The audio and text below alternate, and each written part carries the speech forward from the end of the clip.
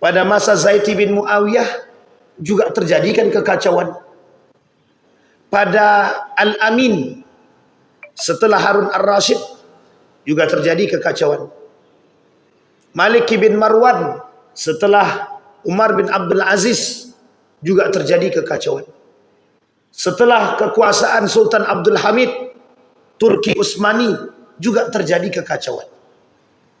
Artinya apa Bapak Ibu sekalian yang berbahagia? Ada baik, ada buruk. A'udzubillahi minasyaitonirrajim. Bismillahirrahmanirrahim. Assalamualaikum warahmatullahi wabarakatuh. Assalamualaikum warahmatullahi wabarakatuh. Alhamdulillahi rabbil alamin. Alhamdulillahilladzi arsala rasulahu bil huda wa dinil haqq liyudhhirahu 'alad dini kullih wa kafa billahi shahida. Ashhadu an la ilaha illallah wahdahu la syarika lah wa ashhadu anna Muhammadan 'abduhu wa rasuluhu la nabiyya ba'd. Allahumma salli ala Muhammad wa ala ali Muhammad fil alamin innaka Hamidum Majid. Ya ayyuhalladzina amanu taqullaha wa qulu qawlan sadida yuslih lakum a'malakum wa yaghfir lakum dhunubakum wa may yuti'illaha wa rasulahu faqad faza fawzan 'azima.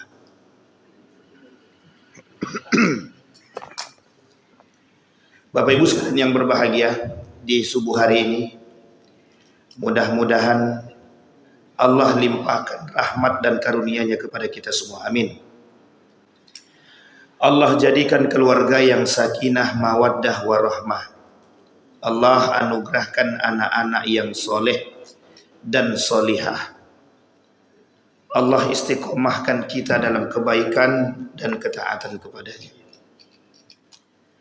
Baik Bapak Ibu sekalian yang berbahagia, di subuh hari ini kita akan mengkaji sedikit tentang fenomena-fenomena yang hari ini kita hadapi bersama, yang memang sebagian kita mesti menjadi persoalan bagi kita, tentang keberadaan alim soleh hari ini, keterikatan mereka di dalam dunia politik. Kami masih ingat betul pada masa Kiai Haji Zainuddin MZ mulai merambah ke dunia politik. Dari seorang da'i menjadi seorang pakar politik dari partai PBB kalau tak salah, iya betul. Jadi Bapak Ibu sekalian yang berbahagia, ketika Zainuddin MZ itu terjun ke dunia politik, masuk dalam salah satu partai, oh itu hebohnya bukan main itu. Heboh. Seantera jagat Indonesia ini heboh. Ngapain sih beliau berpolitik? Apa yang kurang? Kan gitu bahasanya. Sampai-sampai itu mempengaruhi jamaah-jamaah beliau.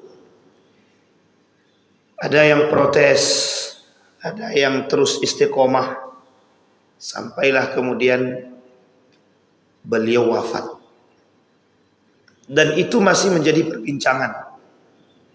Sehingga Bapak Ibu sekalian yang berbahagia, hari ini kalau orang melihat ulama atau alim masuk dalam politik, kok terasa asing bagi kalangan masyarakat. Padahal sebenarnya tak begitu. Itu yang membuat awam itu siapa? Ya kita. Karena ketidakmengertian kita. Pada masa dahulu Bapak Ibu, kembali kepada masalah sejarah. Pertama kali politik itu dirasakan oleh umat Islam pada masa pemilihan Abu Bakar. Itu dah masuk unsur politik. Tapi kita mengamini dalam sejarah, Abu Bakar bukan tak ahli agama, Umar bin Khattab bukan tak ahli agama, Utsman bin Affan bukan tak ahli dalam agama, Abu Musa al-Ash'ari, Muawiyah bin Abi Sufyan, Amr bin As, Zaid bin Harisah, Zaid bin Sabit, Ali bin Abi Thalib, Al-Hasan, Hasan bin Ali, Husain bin Ali, bukan tak paham agama.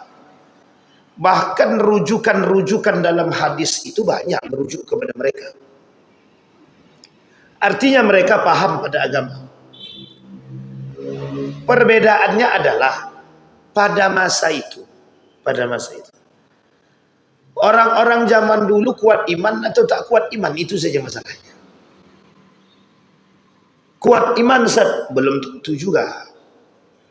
Buktinya pada masa Zaid bin Muawiyah juga terjadikan kekacauan. Pada Al-Amin setelah Harun Ar-Rasyid juga terjadi kekacauan. Malik bin Marwan setelah Umar bin Abdul Aziz juga terjadi kekacauan. Setelah kekuasaan Sultan Abdul Hamid, Turki Utsmani juga terjadi kekacauan. Artinya apa Bapak Ibu sekalian yang berbahagia? Ada baik, ada buruk. Makanya perlu kita memahami dulu. Judul kita ini adalah ulama dalam kongkongan politik. Kata beliau ngeri kali. Ulama dalam kongkongan politik. Bapak Ibu tahu bahasa ini. Dan ini Bapak Ibu, bukan sekali dua kali kita mengalami ini. Saya ingin angkat salah satu cerita pada masa dahulu. Masih dalam masa kemerdekaan Republik Indonesia. Bahasanya lebih unik. Ulama jangan jadi alat penguasa. Ulama jangan jadi alat penguasa. Pertanyaannya kok bisa kita sampai ke sana? Ya kita harus pahami dulu. Ulama itu Bapak Ibu terbagi dua. Satu ulama Rabbani, yang kedua ulama su. Kata Ibnul Jauzi, satu ulama dunia, satu lagi ulama akhirat. Syekh Ramadan Al-Buti itu sedang ngisi kajian begini, tiba-tiba di belakang dibom, meninggal di waktu yang bersamaan. Artinya meninggal di tempat, sedang mengisi kajian. Ketika Syekh Ramadan Al-Buti dianggap oleh sekelompok oposisi, mereka tak sejalan dengan kelompok, dianggap tak sejalan dengan kelompok oposisi. Syekh Ramadan Al-Buti ditawarkan oleh pemerintah untuk masuk sebagai penasehat pemerintah. Menurut Syekh Ramadan Al-Buti dalam pandangan beliau, itu tak salah ketika beliau terjun langsung di situ untuk memberikan nasihat kepada penguasa. Karena Syekh Ramadan Al-Buti tahu yang tidak dikasih, yang tidak diberikan penasehat saja bisa menyeleweng. Yang dikasih penasehat saja bisa menyeleweng, apalagi tak dikasih penasehat. Sehingga Syekh Ramadan Al-Buti masuk. Dianggaplah bertentangan dengan kelompok oposisi. Yang berbahaya lagi adalah kelompok oposisi menganggap Syekh Ramadan Al-Buti musuh mereka.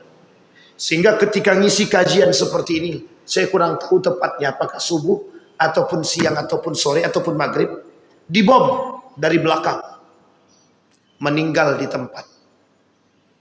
Itu kasus. Artinya apa? Keterlibatan Syekh Ramadan Al-Buti dalam kasus perpolitikan Syria merenggut nyawa seorang alim ulama terkenal di dunia. Bukan di Syria, tapi di dunia. Yusuf Al-Qaradawi begitu juga dianggap bermasalah oleh beberapa negara. Keterikatan Yusuf Al-Qaradawi dengan pemerintahan.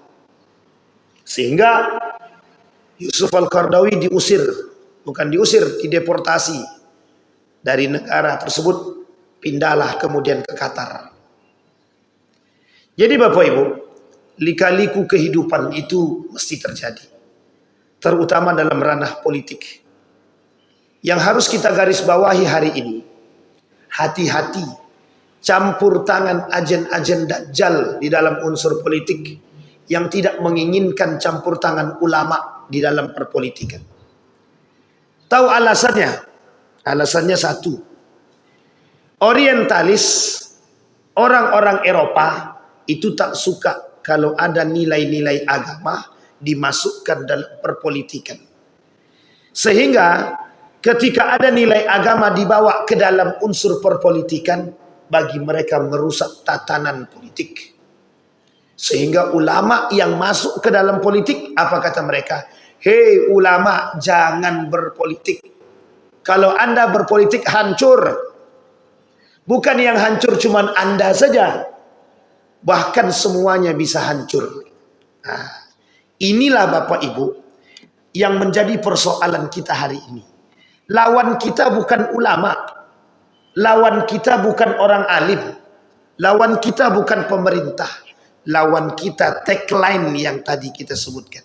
Hei para alim, hei ulama, jangan campuri urusan politik, you cukup berdakwah.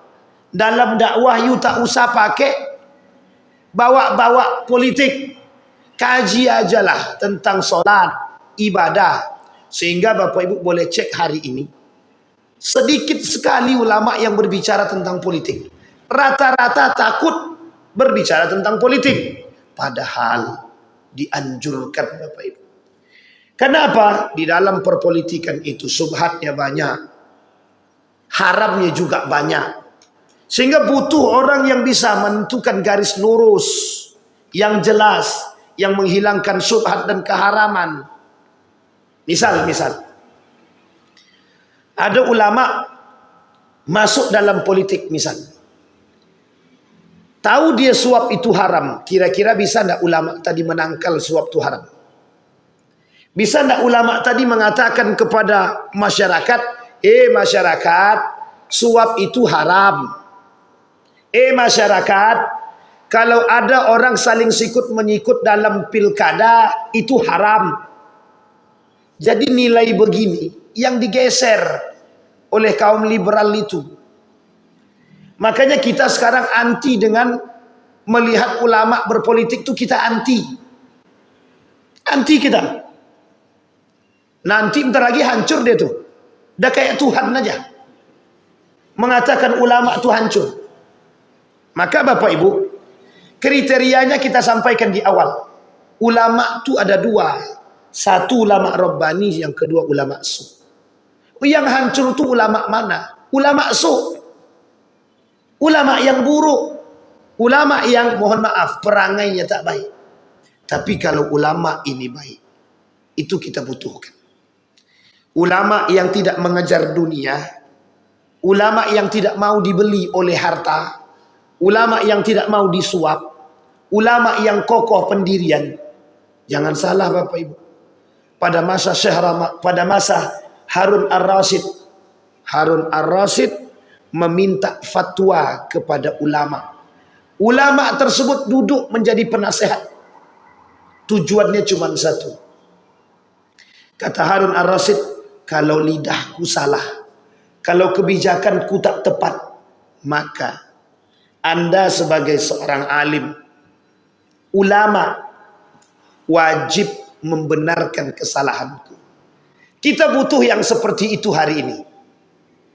Jangan anti, biarkan para alim ulama kita masuk dalam kontestan politik, tak ada masalah. Hari ini kita ambil contoh. Ada Ustadz Abdul Somad, ada Dr. Mawardi Muhammad Saleh, ada Ustadz Ahmad Tirmizi, ada Ustadz Edi Azhar dan lain sebagainya. Berpolitik semua. Masalahnya, salahkah? Tak salah. Bolehkah? Boleh. Masalahnya, mereka masuk dalam kategori yang mana? Ulama garis lurus atau ulama garis bengkok? Itu yang menjadi persoalan kita hari ini. Bapak Ibu sekalian yang berbahagia. Karena Bapak Ibu, di akhir zaman itu carut marut itu sudah terjadi. Perang politik, perang pemikiran, perang ekonomi, perang pendidikan, semua masuk. Kalau kita tak punya orang yang alim, yang mengerti, yang punya kebijakan, yang kuat, yang tegas, yang berani, kita hancur, kita roboh, kita habis. Sekarang Bapak Ibu bayangkan, ada calon pemimpin tapi tak mengerti agama sama sekali. Ada calon pemimpin tapi rusak agamanya. Kira-kira makin lurus apa makin hancur? Uang pemimpin yang mengerti agama aja hancur, apalagi tak mengerti. Kalau pemimpin tidak mengerti agama, maka kita butuh ada penasehat-penasehat keagamaan. Nah, saya ambil contoh Bapak Ibu.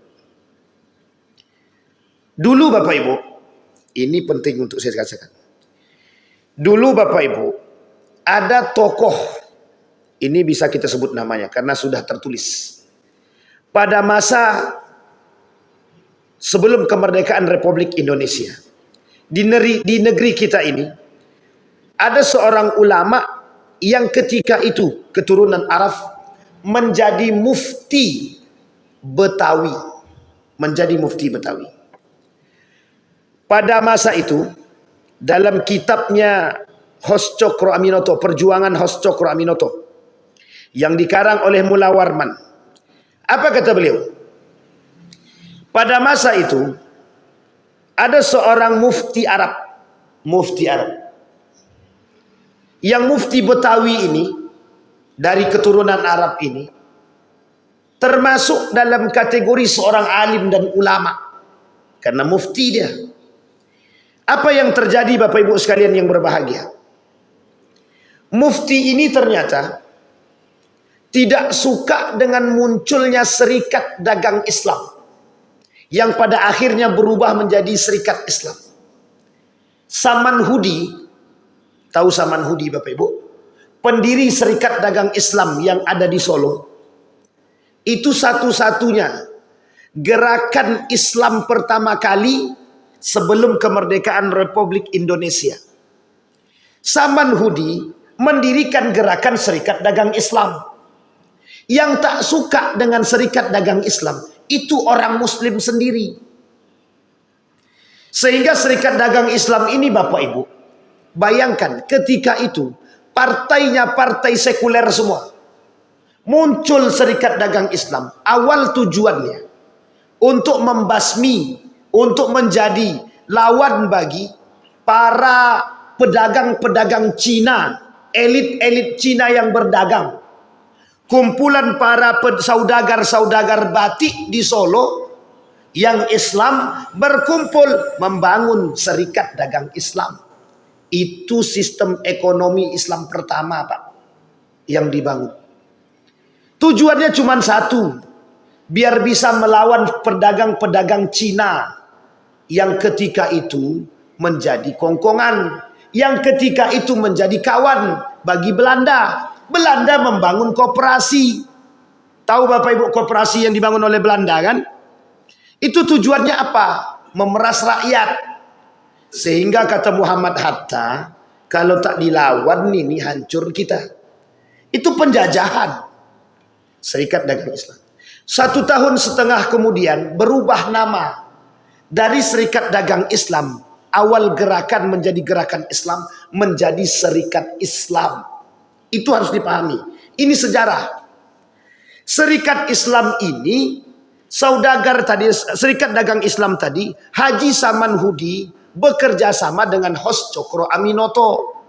Hos Cokro Aminoto lah kelak yang melanjutkan gerakan Partai Serikat Islam yang disebut sebagai organisasi politik Islam pertama, yang kelak melahirkan Masumi dan lain sebagainya. Ini penting. Ada mufti Arab, mufti dari Betawi, keturunan Arab, tinggal di Jakarta.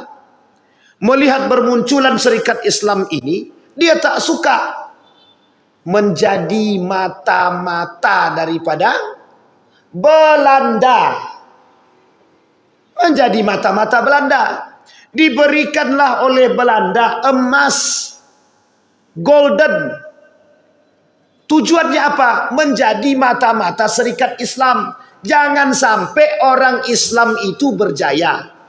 Jangan sampai ulama-ulama Muslim ini membangun kekuatan.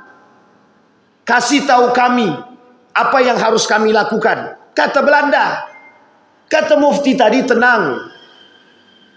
Bapak Ibu, tulisan ini ditulis oleh seorang orientalis dari Belanda juga. Namanya Karen Armstrong.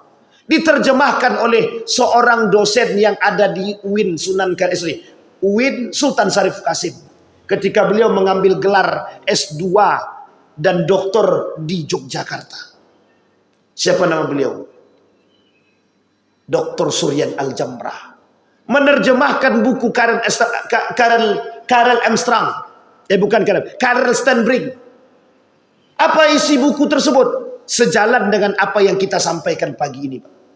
Seorang alim bekerja sama dengan Belanda yang ketika itu menjajah negara Republik Indonesia. Karena apa? Karena Belanda nggak suka ada kelompok-kelompok Islam bermunculan membangun organisasi Artinya apa? Hari ini dampak dari kasus itu kita rasakan. Kita antipati dengan ulama yang masuk ke dalam politik. Sampai hari ini. Bayangkan. Yang tak suka dengan ulama yang lain siapa? Ulama juga. Sikut menyikut sama-sama dia. Akhirnya apa? Ulama tadi, ketika terjadi perkumpulan para alim soleh, para ulama di Jakarta, Mufti tadi memberitahu kepada Belanda ada perkumpulan para alim untuk memerdekakan kemerdekaan Republik Indonesia. Apa yang dilakukan? Yang dilakukan oleh Belanda membombardir perkumpulan para alim tadi, Pak. Bayangkan itu. Akhirnya apa? Banyak ulama-ulama kita yang ketika itu, Pak, habis dibasmi hanya karena ulama Bisa Bapak Ibu bayangkan? Dampaknya apa? Ketakutan orang terhadap masuknya ulama ke politik tadi itu. Sehingga masyarakat berpikiran, tidak usahlah ulama itu berpolitik. Cukuplah ulama itu berdakwah saja. Coba bayangkan. Dampak dari perkataan itu dari dulu sampai sekarang. Banyak para alim ulama yang tidak bisa mengambil kebijakan yang mohon maaf sejalan dengan rakyat. Ketika ada pemimpin yang salah mengambil kebijakan, yang disalahkan siapa? Ulama. Ketika pemimpin-pemimpin melakukan kesalahan dalam kebijakan, misalkan seperti peraturan pemerintah tentang kondom, menghilangkan pelajaran agama, yang disalahkan siapa? Ulama. Kemana peran ulama? Ketika ulama masuk ke politik, salah juga. Masalahnya apa sekarang? Sampai di sini Bapak Ibu bisa dipahami ya. Nah, kondisi kita. Tetapi Bapak Ibu, yang ingin kita sampaikan di subuh hari ini adalah, hei para penguasa, hei para ulama, jangan jadi alat penguasa. Seperti yang tadi, Mufti tadi menjadi alat penguasa untuk memuaskan kepuasan para penguasa. Kita ambil Bapak Ibu contoh. Apa yang disampaikan oleh mereka pada masa dahulu? Pada masa Jepang, kata-kata ini masyhur yang dinisbatkan kepada Buya Muhammad Nasir. Penting untuk dicermati. Apa kata mereka? Islam beribadah dibiarkan. Islam berekonomi akan diawasi. Islam berpolitik akan dicabut seakar-akare. Sampai ke akar-akarnya kalau Islam itu berpolitik, dicabut. Sehingga Bapak Ibu cara mencabutnya bagaimana? Dibangun mata-mata dari orang-orang alim yang berada dalam Islam itu sendiri. Mereka bayar sebagai alat penguasa tadi.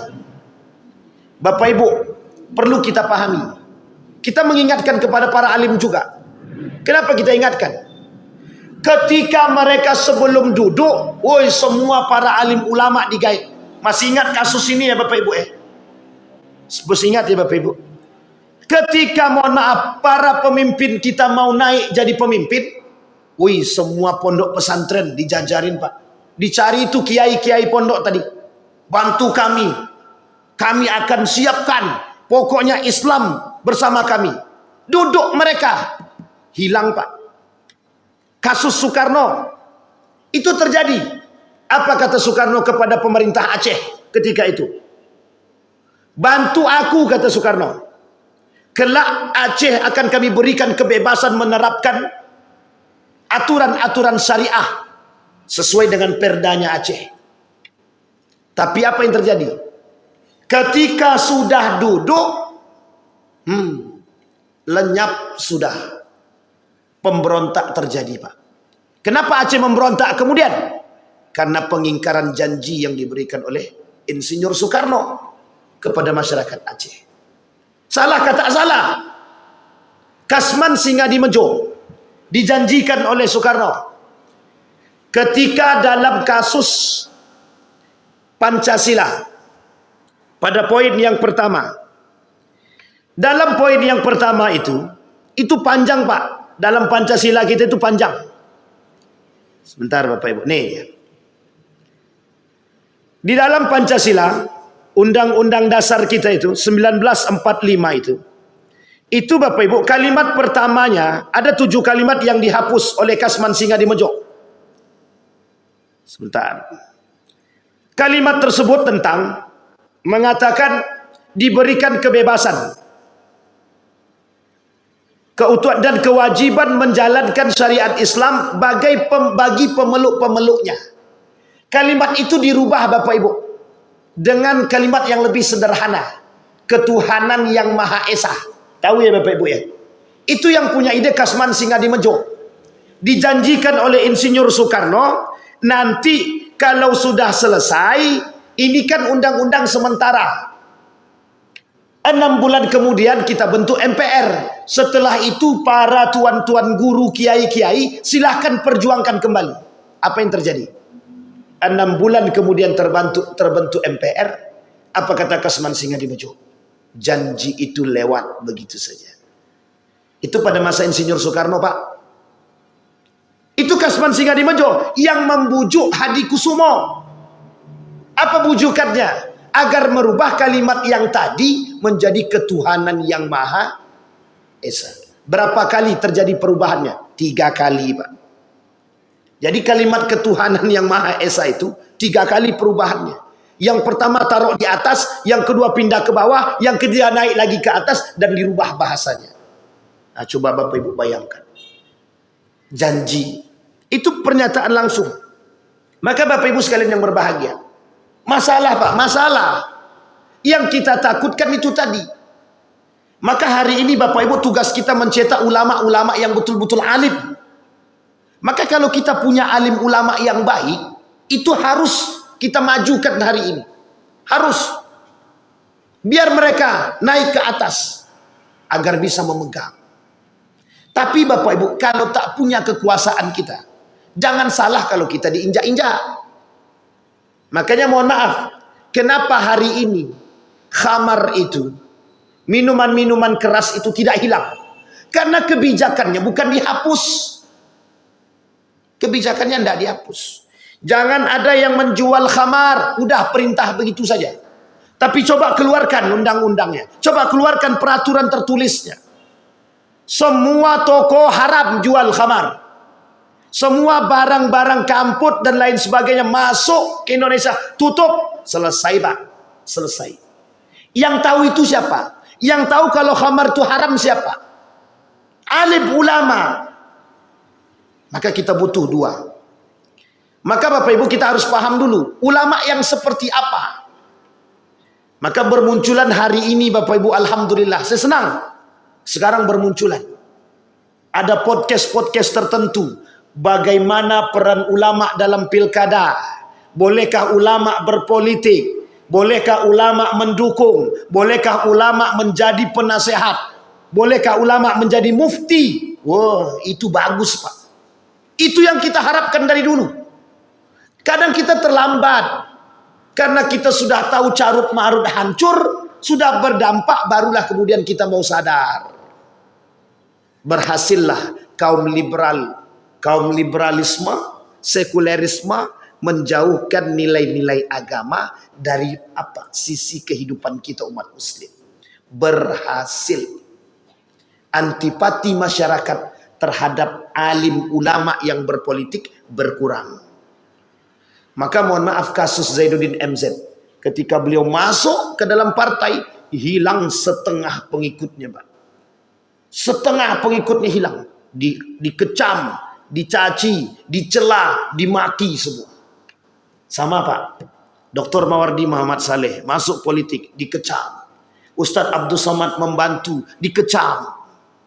Ahmad Tirmizi dikecam. Syekh Ramadan Al-Buti diancam. Dan lain sebagainya.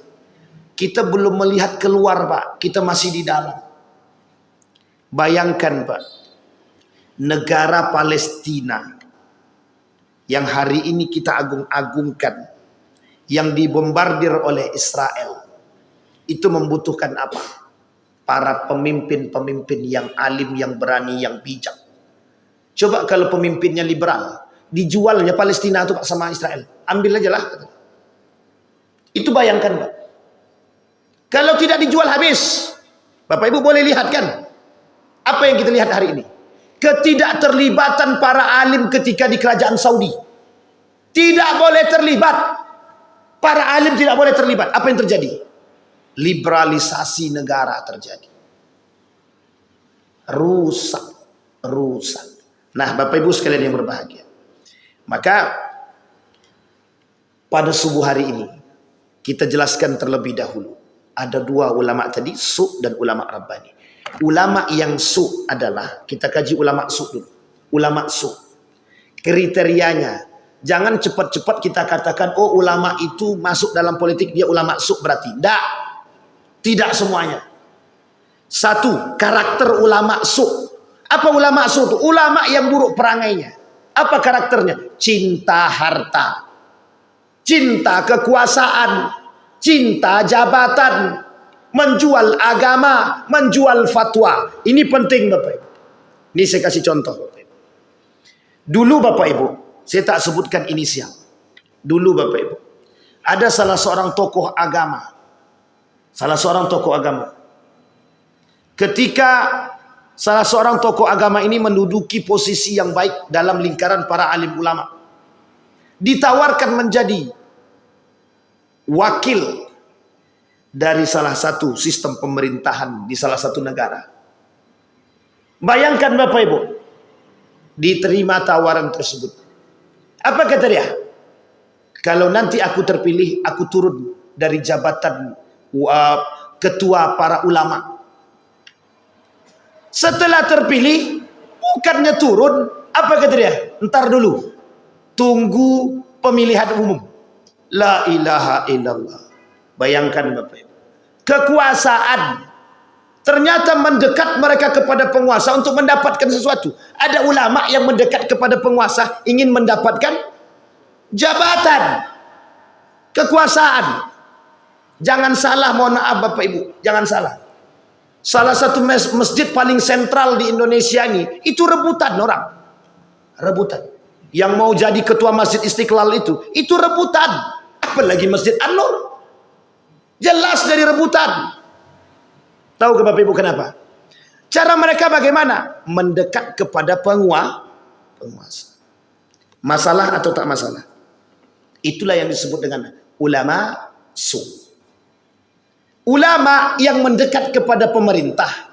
Ulama yang mendekat kepada penguasa demi kekuasaan. Demi jabatan. Demi dunia. Demi mengamankan usaha dia, demi harta, demi perpolitikan. Mereka mendekat. Ini ciri-ciri ulama su. Kalaulah ulama ini yang masuk dan mendekat kepada penguasa, maka bisa kita katakan suara mereka pasti akan dibeli. Dan ulama seperti inilah yang kita sebut menjadi alat penguasa. Kenapa kita katakan menjadi alat penguasa? Karena yang bakal menjadi juru bicara, sudah kita lihat Pak, sudah banyak contohnya di negara Republik Indonesia ini. Ketika kita mengkritik penguasa tersebut, muncul ulama tadi di depan. Apa kata dia? Siapa yang menyalahkan para pemerintah? La haula wala quwata illa billah. Akhirnya apa yang terjadi? Karena sudah disuapi, dikasih makan, dikasih kekuasaan, dikasih jabatan, dikasih harta. Mohon maaf, lidah alim ulama tadi tak bisa berbicara, tak bisa membenarkan, tak bisa menyalahkan. Kenapa? Karena lidah dia sudah, karena lisan dia sudah, karena mereka sudah dibeli suara mereka. Sehingga bagi mereka bisa mengeluarkan fatwa-fatwa yang dikehendaki oleh pemerintah atau penguasa. Ini masalah Pak. Satu, itu ulama su. Yang kedua, ada namanya ulama Rabbani. Ulama Rabbani, ulama yang cinta akhirat. Ulama-ulama akhirat. Ini yang kita harapkan Bapak Ibu. Yang kita harapkan dari mereka hari ini untuk maju, tampil, ambil posisi.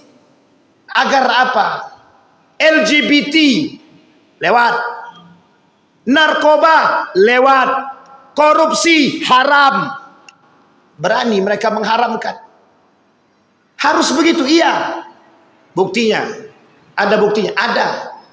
Salah satu kota di Indonesia, pemerintahan melalui jalur kekuasaan mereka yang mengerti agama dan didukung para alim, bekerja sama dengan para alim, mampu menerapkan perda-perda syariah yang bisa menyesuaikan dengan keinginan rakyat. Bapak Ibu, ada salah satu daerah di Indonesia ini haram masuk Indomaret. Haram. Indomaret itu haram bagi mereka. Jadi tidak bisa masuk sama sekali. Oh, itu bagus, sangat bagus. Ada salah satu kota juga di Indonesia ini yang, mohon maaf, kami transaksi jual belinya wajib pakai akad. Oh, coba bagusnya. Ada lagi yang boncengan laki-laki perempuan yang bukan suami istri langsung ditangkap, razia di tempat. Nah, kan mantap begitu. Kalau begitu enak, laki-lakinya yang keenaan. Dicarinya perempuan cantik diboncengnya, di stop razia sama polisi, langsung dinikahkan. Yang untung siapa? Itu kebijakan Pak. Artinya apa? Mereka melarang laki-laki perempuan yang bukan muhrim berboncengan. Itu mantap Pak. Kalau perda-perda seperti ini diterapkan, alhamdulillah, Riau aman Pak. Maka kita berharap tuh seperti itu. Tidak ada yang melakukan kecurangan di pasar, turun pemerintah ke pasar, kontrol.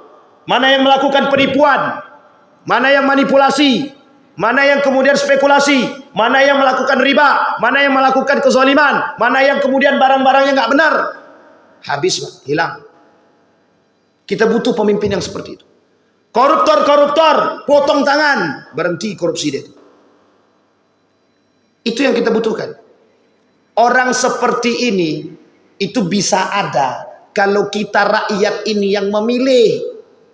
Yang kita pilih yang seperti itu, yang berani, yang mengerti. Masalahnya kita ada orang berani Pak Ustadz, tapi dia tak mengerti agama. Ini masalah kita hari ini. Yang kita pilih orang berani tapi tak mengerti agama.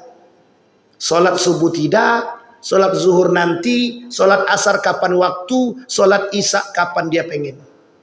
Lah kalau calon pemimpin kita seperti ini Pak, mohon maaf.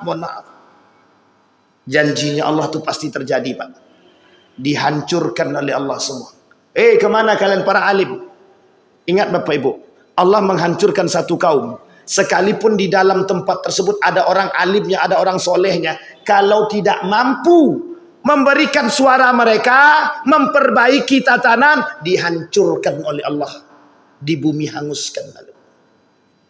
Sampai di sini bisa dipahami Bapak Ibu. Pertanyaan kedua muncul. Berarti bolehkah ulama berperan dalam pilkada? Itu pertanyaannya. Boleh apa tidak Bapak Ibu? Boleh, tak ada salah. Tapi masalahnya ada yang ketiga. Ulama yang seperti apa? Oke Bapak Ibu ya. Ulama yang tidak cinta terhadap dunia. Ulama yang tidak cinta kekuasaan. Ulama yang tidak cinta jabatan. Ulama yang tidak membutuhkan apa-apa. Ulama yang tidak punya kepentingan selain daripada kepentingan rakyatnya. Itu yang kita butuhkan. Maka yang ingin kita angkat, yang ingin kita nampakkan hari ini adalah ulama-ulama yang saleh, yang baik, yang benar. Bukan ulama su. Kenapa? Karena ulama su inilah kelak Bapak Ibu yang menjadi tangannya para penguasa. Sampai di sini bisa dipahami Bapak Ibu? Baik, poin yang kedua. Bolehkah ulama berpolitik? Bolehkah ulama berpolitik? Tadi pilkada, sekarang politik. Boleh apa tidak? Boleh. Bolehkah ulama menjadi pendukung? Kencang amat bang. Boleh tak ulama menjadi pendukung? Boleh. Bapak Ibu sekalian yang berbahagia. Ini masalah kita hari ini Bapak Ibu. Masalah kita hari ini. Yang kemudian dibesar-besarkan. Ini bukan hal yang besar. Bukan hal yang baru. Ini hal yang sudah lama. Kita khawatirkan saja. Yang perlu kita khawatiri hari ini, justru ulama itu diam. Justru ulama itu tak berbicara. Pak Al-Husain itu mati di tanah Karbala. Apa kata para ulama? Kan tadi sudah aku bilang, jangan turun juga kan, akhirnya mati syahid di medan perang. Itu siapa yang ngomong? Abdullah bin Umar. Kami cinta kepadamu wahai Al-Husain, cucu Nabi, kami cinta, janganlah pergi ke Kufah lagi. Tapi apa jawaban Al-Husain? Demi kemungkaran, aku rela turun untuk membasmi kemungkaran tersebut. Sekalipun, ini mohon maaf Bapak Ibu sekalipun Al-Husain dikhianati oleh Ahlul Kufah. Akhirnya apa? Syahid di Karbala. Itu Al-Husain Pak. Artinya apa? Disampaikan oleh seorang ulama, Imam Al-Ghazali mengatakan begini. Kehancuran satu kaum disebabkan kehancuran para pemimpin. Kehancuran para pemimpin, kata Imam Al-Ghazali, disebabkan para ulama. Kehancuran ulama disebabkan oleh cinta terhadap dunia, kekuasaan. Nah, Bapak Ibu sekalian yang berbahagia, fenomena kita hari ini itu menunjukkan apa yang terjadi masa dahulu hari ini terulang kembali. Artinya apa? Kita jangan terjerumus jangan masuk dalam jurang yang sama. Kita memberikan peringatan, kita mengingatkan kepada para alim kita. Tidak salah kita mengingatkan orang alim, tidak salah Pak. Tak salah. Orang gila bisa mengingatkan Harun Ar-Rasyid pemimpin. Yang mengingatkan pemimpin siapa? Orang gila. Kita tidak gila Pak. Kita sadar. Bolehkah kita mengingatkan para pemimpin? Belum naik mereka lagi Pak. Calon pemimpin. Boleh. Sangat boleh. Bahkan ketika mereka duduk pun kita boleh mengingatkan mereka. Ini pentingnya Bapak Ibu. Membangun komunitas yang baik Pak. Sehingga Bapak Ibu sekalian yang berbahagia. Yang dilarang oleh agama adalah, ini yang dilarang Pak. Yang dilarang oleh agama adalah bermunculannya para alim-alim yashtaruna bi ayati samanan qalila. Mereka pergunakan ayat-ayat Allah, mereka pergunakan ayat-ayat Al-Quran hanya untuk kepentingan penguasa, hanya untuk kepentingan sesaat, hanya untuk kesenangan sesaat, hanya karena dunia. Itu yang dilarang oleh agama. Apa ancaman bagi mereka? La yukallimuhumullah. Allah tak mau berbicara dengan mereka.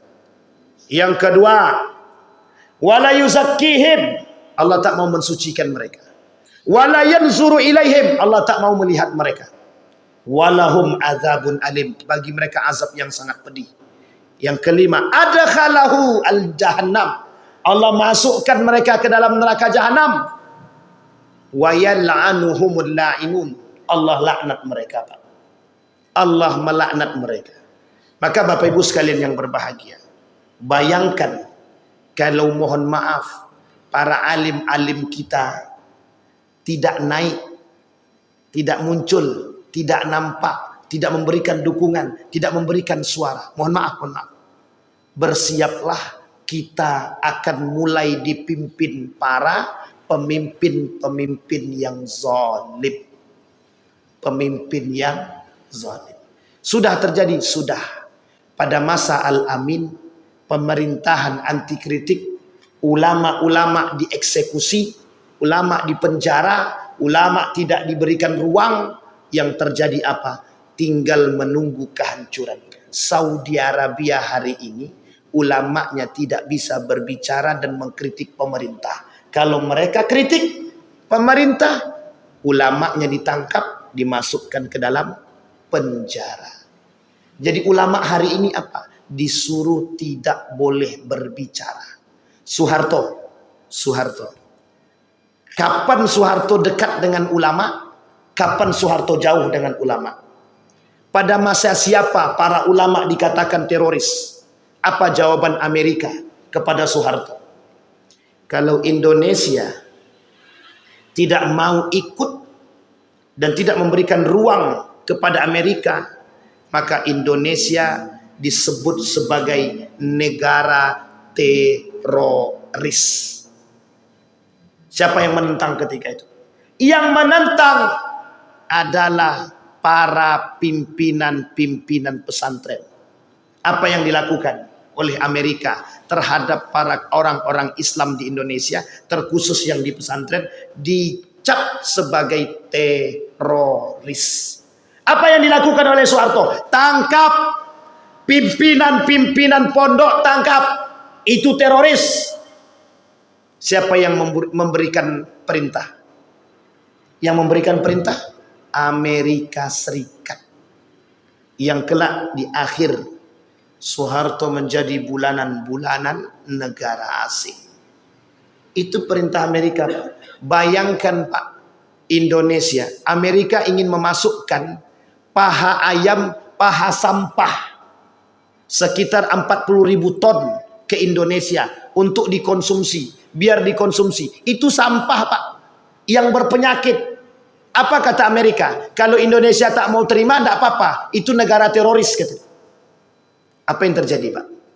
Takut dibilang negara teroris, akhirnya apa? Diterima Pak, masuk 40.000 ton paha sampah ke Indonesia yang disuruh dikonsumsi oleh masyarakat Indonesia. Sampai di sini paham Bapak Ibu? Itu kondisi. Coba kalau kita tidak punya para pemimpin-pemimpin yang baik, pemimpin-pemimpin yang tidak digandeng oleh ulama, apa yang terjadi? Nah, yang kita harapkan hari ini, para elit-elit politik kita yang mengerti agama dan para ulama yang mendekat kepada para penguasa, jadilah para alim yang benar. Imam Al-Ghazali ditawarkan menjadi penasehat kerajaan, diterima Pak, sama Imam Al-Ghazali diterima. Ketika Imam Al-Ghazali masuk ke dalam kepemerintahan tersebut, diperbaiki oleh Imam Al-Ghazali. Tapi kemudian ketika pemerintah menyeleweng dari ketetapan agama dan aturan-aturan agama, Imam Al-Ghazali spontan mengatakan, aku keluar daripada pemerintahan tersebut, berlepas diri. Artinya apa Bapak Ibu sekalian yang berbahagia? Itu ciri ulama yang benar. Apa ciri ulama yang benar? Apa karakternya? Satu, tidak cinta terhadap dunia. Yang kedua, tidak memperjualbelikan agama. Yang ketiga, tidak mudah berfatwa. Yang keempat, bisa memberikan nasihat yang baik kepada pemerintah dan penguasa. Yang kelima, tidak menjadikan agama sebagai alat. Yang keenam, karakter ulama Rabbani, dia cinta kepada akhirat, bukan cinta kepada dunia. Ini yang kita butuhkan Pak. Ini yang kita inginkan. Saya sangat seyakin-yakinnya Bapak Ibu, para alim-alim kita yang hari ini naik itu orang-orang yang dekat kepada Allah, orang-orang yang takut kepada Allah. Jangan gara-gara majunya mereka, kita yang kemudian merusak citra kita sendiri. Itu tidak benar. Hari ini sedang heboh Bapak Ibu. perusakan pencitraan, perusakan citra, baik para alim, baik para pemimpin, baik para calon-calon pemimpin yang lain. Dirusak hanya karena fitnah-fitnah Dajjal, hanya karena orang-orang yang mohon maaf berkarakter seperti Dajjal. Mereka adu domba kita, mereka rusak kita. Nah, akhir Bapak Ibu, salah satu tujuan akhir daripada kaum liberal hari ini adalah merusak kita, merusak agama, merusak tatanan kehidupan, menjauhkan nilai-nilai agama dari tatanan-tatanan kehidupan. Mereka tidak suka ada pemimpin Islam yang maju. Mereka tidak suka orang alim jadi pemimpin. Mereka tidak suka orang alim menjadi penasehat kerajaan. Mereka tidak suka para penguasa-penguasa itu, mohon maaf, berdekatan dengan orang-orang alim. Mereka tidak mau, Pak. Mereka tidak suka. Sehingga mohon maaf, yang tersandra adalah para penguasa-penguasa yang tadinya hendak mendekat kepada para alim, tapi jauh karena sistem yang dibuat oleh kelompok-kelompok liberal tadi, Pak. Maka Bapak Ibu sekalian yang berbahagia, kita berdoa kepada Allah. Mudah-mudahan kita dianugerahkan oleh Allah pemimpin yang adil, pemimpin yang alim, pemimpin yang mohon maaf bergandeng dengan para alim kita, yang betul-betul kuat, yang betul-betul alim. Bukan alimnya karena sesuatu, bukan alimnya karena dunia, bukan alimnya karena apapun, tapi mereka alim karena mereka cinta kepada Allah, mereka takut kepada Allah, mereka kuat karena ingin memberikan dan membangun kembali negara-negara. Apalagi negara kita nih, Pak, Melayu, yang terkenal dengan mohon maaf tagline-nya, Pak. Melayu itu apa namanya? Yang paling kuat dengan agamanya. Melayu nih kuat dengan agamanya. Adat bersanding syarak, kata mereka begitu. Pertanyaannya adalah, kalau tidak ada nilai-nilai agama di sini, berarti kemana bersanding syaraknya? Hilang kalimat itu. Adat bersanding syaraknya sudah tak lagi. Maka kita ingatkan, Pak, beberapa hari yang lalu saya ditelepon oleh salah seorang tokoh Melayu Riau, mengajak untuk berdiskusi. Kebetulan saya tak lagi di sini, saya sedang di Mekah. Saya sampaikan, apa tagline-nya Melayu, Pak? Disampaikan, adat bersanding syarak. Maksudnya apa? Negara Melayu ini adalah negara yang kuat nilai agamanya. Saya tanya lagi, betulkah adat Melayu itu kuat dengan nilai-nilai agamanya? Beliau jawab, iya. Karena beliau yang menjawab ini adalah tokoh Melayu Riau, maka saya tanya demikian, seberapa dekat Bapak dengan agama? Seberapa dekat Bapak dengan alim ulama? Seberapa dekat kita umat Melayu ini dengan nilai-nilai agama? Habis itu beliau tak menjawab, diam 5 menit kemudian baru beliau katakan, kapan waktu ketika sudah pulang kita duduk bersama. Bayangkan, Pak, kalimat itu membuat mereka diam. Kenapa? Hari ini di Riau kita tak melihat itu, Pak. Kita tak melihat itu. Yang kita lihat apa? Para penguasa-penguasa yang mohon maaf, mereka mengisi perut mereka. Mereka ingin memenuhi perut-perut mereka, kepentingan-kepentingan elit politik, sehingga yang menjadi dampak siapa kita. Bapak Ibu jangan mau diadu domba, jangan mau diadu domba. Ingat, karena alim kita yang maju, mereka tidak suka. Caranya apa? Mereka akan adu domba kita untuk saling berkelahi, bertengkar, menghina, mencaci, memaki. Sekarang ada 2 kubu. Di dalam 2 kubu ini ada alimnya. Dr. Mawardi Muhammad Saleh, Ustadz Abdus Somad. Yang diajak bertengkar siapa? Kita yang di bawah ikut-ikutan mencela Ustadz Abdul Somad, mencela Dr. Mawardi Muhammad Saleh. Ingat Bapak Ibu, ingat. Kita butuh mereka untuk mengambil kebijakan. Kalau mereka tak duduk, mohon maaf Bapak Ibu, sulit bagi kita untuk mengambil kebijakan yang sejalan dengan nilai-nilai agama. Baik Bapak Ibu, ada pertanyaan sampai di sini Bapak Ibu? Silakan Bapak Ibu yang ada bertanya. Ini agak aman sedikit atau agak paten sedikit. Baik. Ada pertanyaan Bapak Ibu? Kalau tidak ada kita berdoa kepada Allah. Mudah-mudahan apa yang kita sampaikan di subuh hari ini mudah-mudahan bisa menjadi pandangan bagi kita untuk bisa kemudian kita melahirkan generasi-generasi yang alim, yang soleh, yang baik, yang benar. Kita berharap dan berdoa kepada Allah, mudah-mudahan anak-anak cucu kita seperti yang dikatakan Ustadz Dr. Adi Hidayat, kalaulah Anda tidak penghafal Quran, paling tidak Anda punya anak penghafal Quran. Kalaulah anak Anda tidak penghafal Quran, paling tidak cucu Anda penghafal Quran. Sama Pak, kalimat itu kita ulang dengan narasi yang berbeda. Hari ini kita berpikir bersama, melahirkan ulama-ulama yang alim, yang saleh. Kalaulah Anda tidak alim, paling tidak anakmu alim. Kalau tidak anakmu yang alim, maka cucumu yang bakal menjadi alim yang saleh. A'udzubillahi minasyaitonirrajim. Bismillahirrahmanirrahim. Alhamdulillahirabbil alamin. Hamdas syakirin hamdan na'imin. Hamdan yuwafi ni'amahu wa yukafi'u mazidan. Ya Rabbana lakal hamdu kama yanbaghi li jalali wajhikal karim wa azimi sultanik. Allahumma salli ala Muhammad wa ala ali Muhammad fil alamin innaka Hamidum Majid. Allahumma ya Rahman, Allahumma ya Fattah, Allahumma ya Aziz ya Ghaffar ya Rabbal alamin. Allahumma ighfir lana dhunubana wa dhunuba walidina warhamhuma kama rabbayana shighara. Allahumma a'inna ala dhikrika wa syukrika wa husna ibadatik. Allahumma ansur man nasara ad-din wa akhdhul man khadhal muslimin. Allahumma a'inna ala dhikrika wa syukrika wa husna ibadatik. Allahumma aslih akhlaqa syababal muslimina wal muslimat wal mu'minina wal mu'minat. Allahumma rzuqna imaman adilah. Allahumma rzuqna imaman adilah. Allahumma rzuqna imaman adilah. Allahumma rzuqna imaman salihah. Fa aslih imamana ya rabbal alamin. Fa aslih ra'iyatana ya rabbal alamin. Fa aslih khalifatana ya zal jalali wal ikram. Allahumma rabban nas adhibil basa. Ishfi li jami'i maradil muslimina wal muslimat wal mu'minina wal mu'minat birahmatika ya zal jalali wal ikram. Allahumma ansur man nasara ad-din wa akhdhul man khadhal muslimin. Allahumma ansur ikhwanana al-mujahidin fi Palestin wa fi Gaza wa fi kulli makan. Allahumma dammiril yahud. Allahumma dammiril yahud. Allahumma ahlikil kafarata wal mubtadi'ata wal musyrikin. A'da'aka a'da'ad din.